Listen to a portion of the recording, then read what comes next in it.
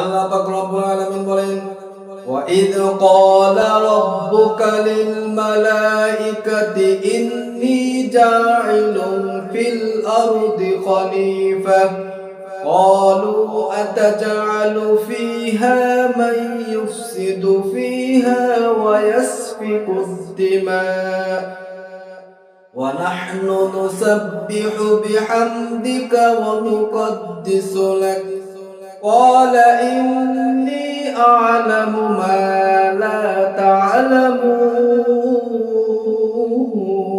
জোরে বলেন আল্লাহু আকবার।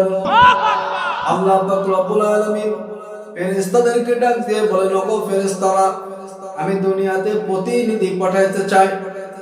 ফেরেশতারা তখন বলল, ওগো রব্বুল আলামিন, আপনি কি এমন কাউকে পাঠাইতে চান বা এমন কাউকে সৃষ্টি করতে চান তারা দুনিয়াতে ঝগড়া বিপদ সৃষ্টি করবে, রক্তপাত করবে, এমনকি আপনার হুকুমের বিপরীত কাজ করবে?